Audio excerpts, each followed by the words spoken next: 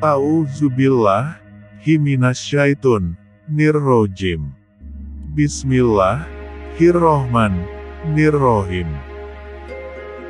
Assalamualaikum wahai sahabat muslim semua, tahukah Anda semuanya, bahwa sesungguhnya, yang pertama kali Allah Subhanahu wa Ta'ala ciptakan, sebelum terciptanya bumi dan langit ini, adalah pena.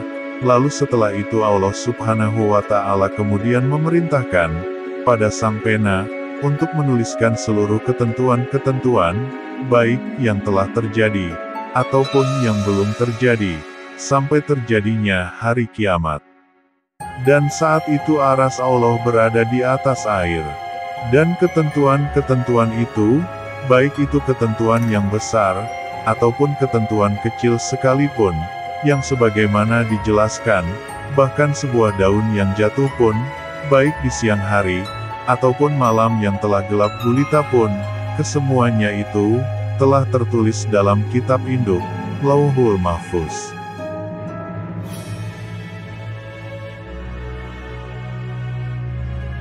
Dari Abdullah bin Amr bin Al-As radhiyallahu anhu, bahwasanya Nabi Shallallahu Alaihi Wasallam bersabda, Allah telah menuliskan takdir seluruh makhluknya, 50.000 tahun, sebelum penciptaan langit dan bumi ini.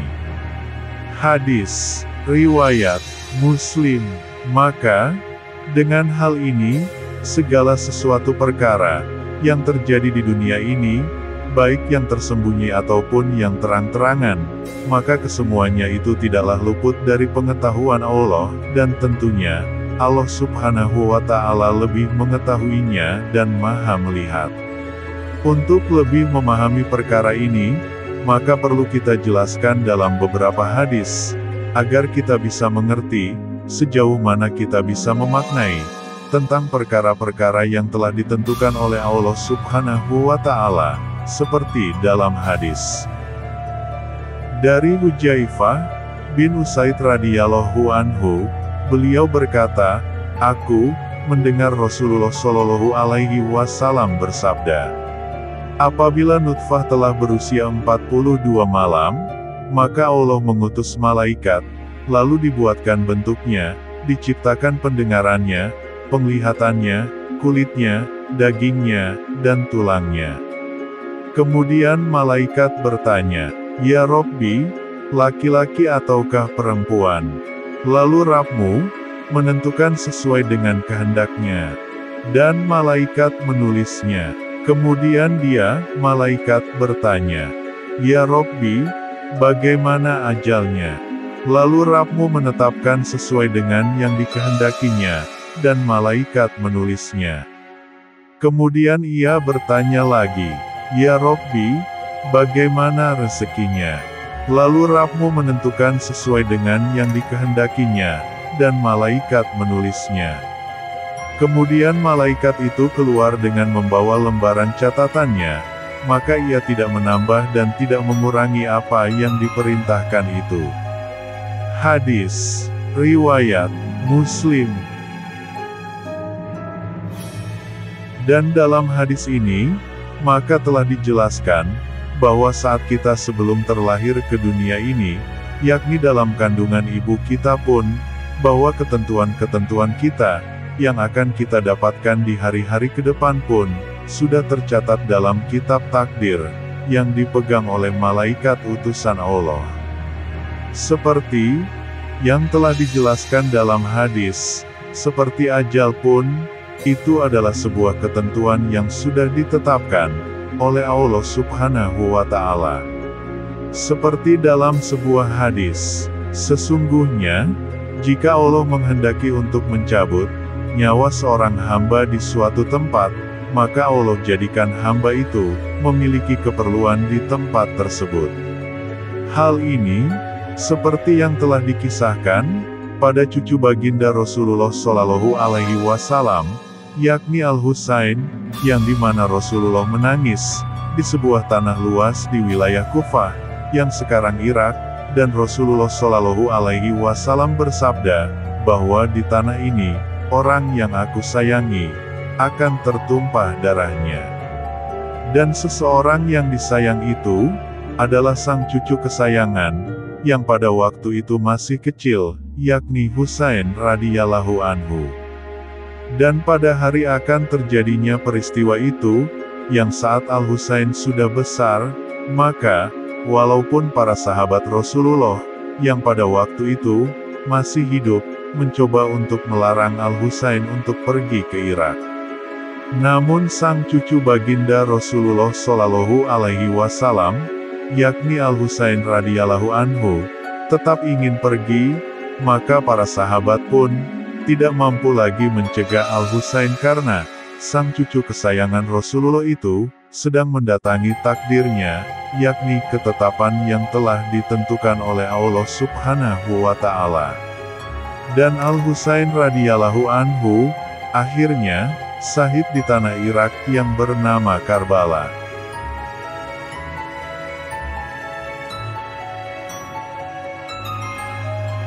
Dan dalam kisah lain juga dikisahkan, yakni pada saat di masa Nabi Sulaiman, yang dimana suatu pertemuan, dikisahkan pada waktu itu, salah satu punggawa Nabi Sulaiman alaihissalam, melihat ada seorang laki-laki yang terus menatap, dengan tatapan menakutkan, selalu menatap ke arah punggawa Nabi Sulaiman. Yang sehingga, punggawanya itu menanyakan pada sang Nabi, apakah mengenal seorang laki-laki, yang selalu menatapnya itu. Nabi Sulaiman alaihissalam, kemudian menyuruh punggawanya itu supaya menghindari laki-laki itu, dan meminjamkan kendaraan anginnya untuk pergi sementara waktu. Dan akhirnya, sang punggawa itu pergi dari kerajaan Nabi Sulaiman alaihissalam, dengan menggunakan kendaraan yang berbentuk angin itu. Diriwayatkan, sang punggawa itu akhirnya pergi, dan sampailah di negeri Sin, atau negeri Cina. Namun di sana, sang punggawa itu, ternyata di sana, bertemu lagi dengan laki-laki yang selalu menatapnya itu. Sang punggawa itu sungguh kaget, dengan peristiwa itu. Dan akhirnya dia berbicara dengan laki-laki itu. Siapakah kamu? Dan mengapa kamu bisa sampai di sini, dan bertemu lagi denganku? Padahal negeri ini yaitu Sin, ini adalah suatu negeri yang sangatlah jauh dengan tempat kerajaan Nabi kami Sulaiman. Dengan cara apa, kamu bisa sampai di sini, dan bisa menemukanku? Dan akhirnya, laki-laki itu berkata, aku adalah malaikat maut. Sebelumnya, justru saya yang datang ke sini, karena Rabbku memerintahkan, bahwa aku harus mencabut nyawa seorang manusia, yaitu kamu, di sini. Namun setelah aku tiba di sini, ternyata aku tidak menemukan kamu, sehingga aku mencarimu. Dan ternyata, kamu berada di negerinya Sulaiman. Hal itulah yang membuat aku, terus menatap kamu di negerinya Sulaiman, karena aku bingung, aku diperintahkan, untuk mencabut nyawamu di tempat ini, akan tetapi aku mendapati kamu di negeri yang lain, yakni negerinya Sulaiman, yang sehingga aku kebingungan, apakah aku harus mencabut nyawamu di negeri Sulaiman, ataukah aku harus menunggu dulu sampai waktu yang lama, untuk kamu sampai ada di negeri ini dulu. Dan akhirnya sang malaikat maut itu mencabut nyawa sang punggawanya Nabi Sulaiman alaihissalam, karena sang punggawa itu, sudah berada di negeri itu. Seperti itulah, saat seseorang manusia, akan mendatangi takdirnya, yang dimana, walaupun tempat ajalnya jauh, dari tempat biasa dia berada, namun karena sudah tertulis, maka seseorang itu, akan mendadak, akan mendapatkan suatu keperluan, untuk mendatangi tempat tersebut, yang sehingga, malaikat maut yang diperintahkan, akan mencabut nyawa seseorang tersebut, di tempat itu.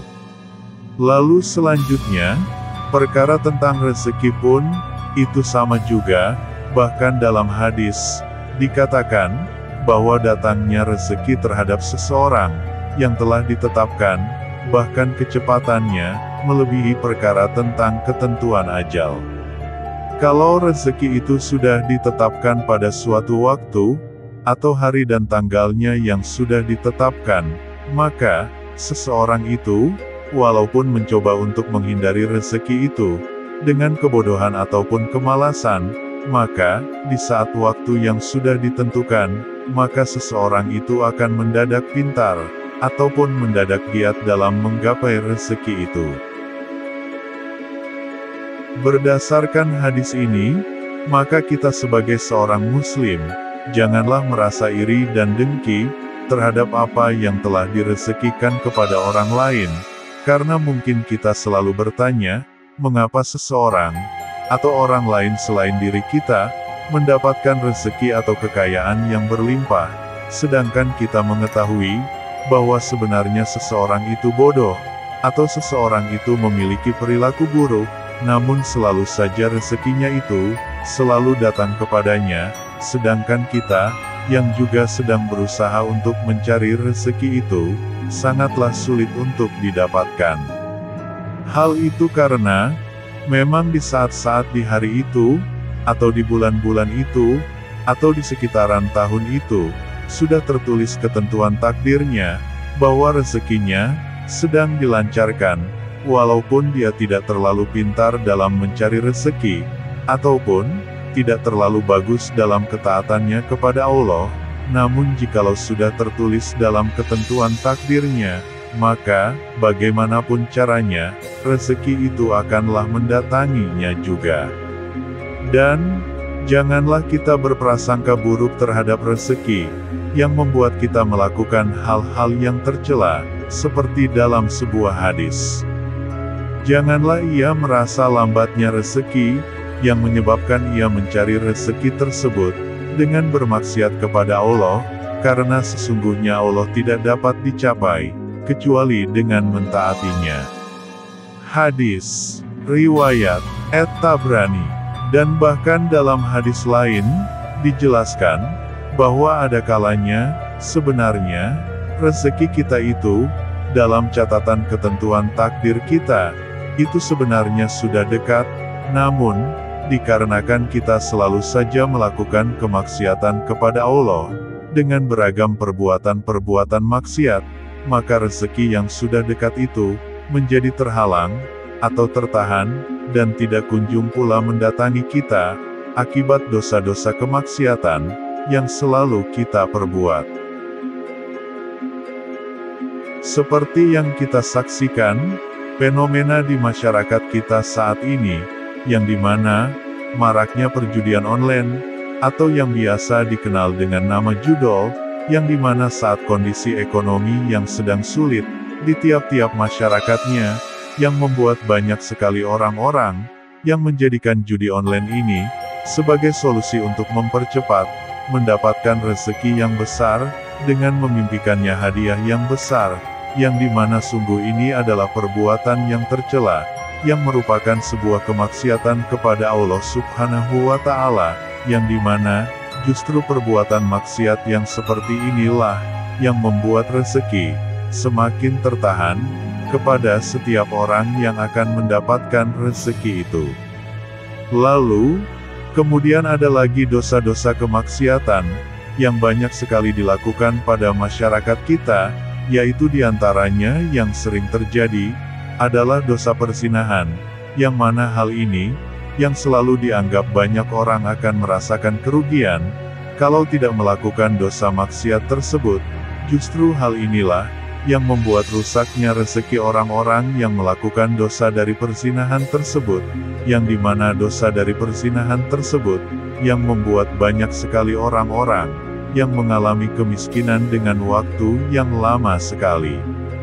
Yang dimana kemiskinan yang berlangsung lama itu, biasanya salah satunya disebabkan karena dosa dari perzinahan. Dan sungguhlah kita sebagai orang yang sangat merugi, bila kita, berlarut-larut dalam bergelimang dosa-dosa, yang selalu kita perbuat, karena pada dosa-dosa yang kita lakukan itu, ada dosa-dosa, yang berpengaruh besar kepada rezeki yang akan kita dapatkan, seperti dalam sebuah hadis dijelaskan. Rasulullah Shallallahu Alaihi Wasallam bersabda, "Sesungguhnya, di antara dosa-dosa itu, ada yang tidak dapat terhapus dengan puasa dan sholat."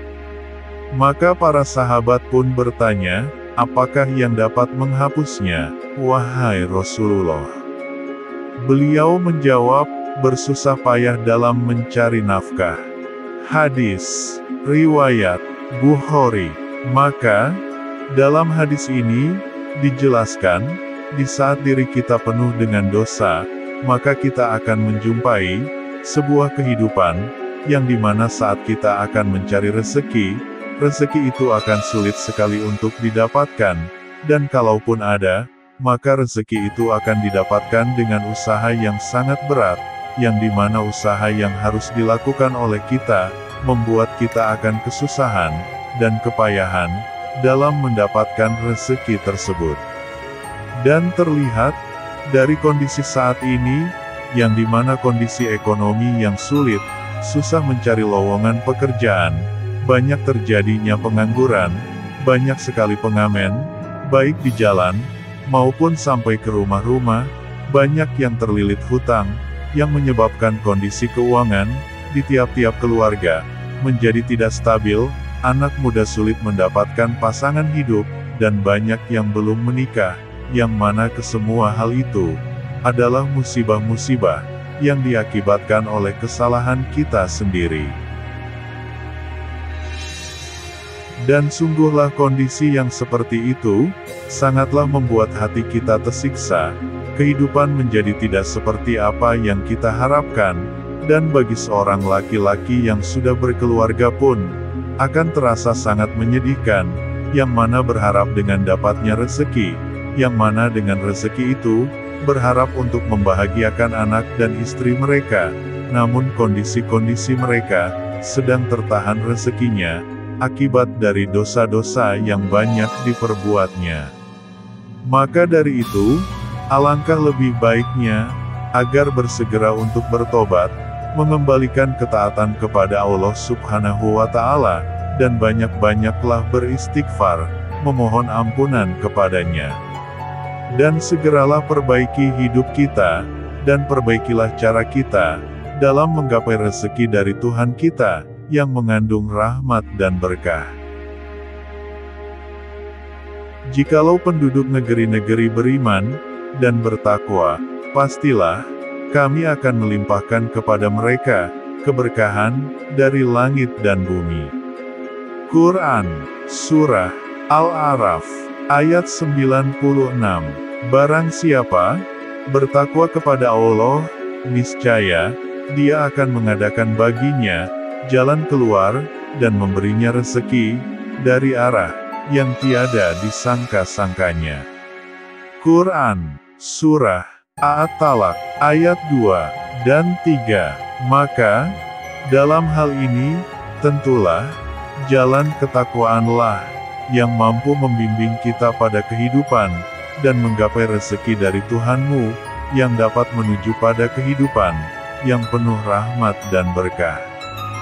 Dan terus, kepada orang-orang yang sedang disempitkan rezekinya, maka ikutilah, tuntunan dari Allah dan Rasul-Nya. Seperti pada hadis-hadis berikut ini, yang mana diantaranya, adalah: pertama, sangat penting sekali, untuk terbangun di waktu yang sangat pagi sekali, hal ini seperti dalam sebuah hadis. Wahai anakku, bangunlah, sambutlah rezeki Tuhanmu, dan janganlah tergolong sebagai orang yang lalai, karena sesungguhnya, Allah membagi-bagikan rezeki kepada manusia, antara terbitnya fajar, dan menjelang terbitnya matahari. Hadis, riwayat, Ahmad, dan Al-Baihaqi, dan dalam hadis lain, dijelaskan, bangunlah, pagi hari untuk mencari rezeki, dan kebutuhan-kebutuhanmu. Sesungguhnya pada pagi hari, terdapat berkah dan keberuntungan.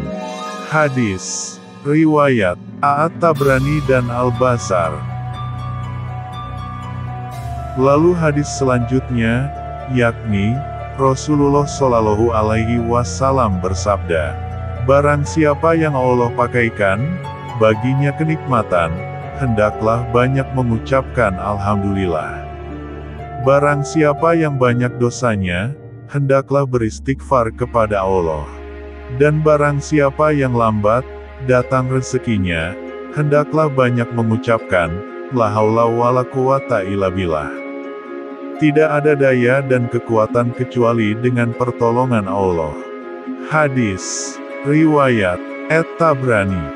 Dalam hadis ini menjelaskan, kalaulah kesulitan ekonomi melanda pada diri kita atau keluarga kita, maka kita disarankan agar banyak-banyak mengucapkan La haula wala quwata illa billah dalam kondisi kita yang seperti itu, baik dalam keadaan berusaha ataupun dalam keadaan tidak berkegiatan.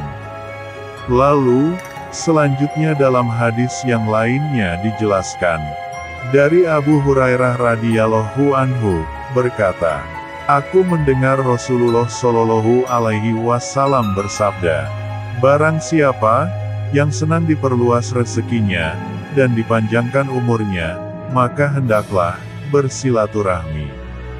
Hadis riwayat Bukhari.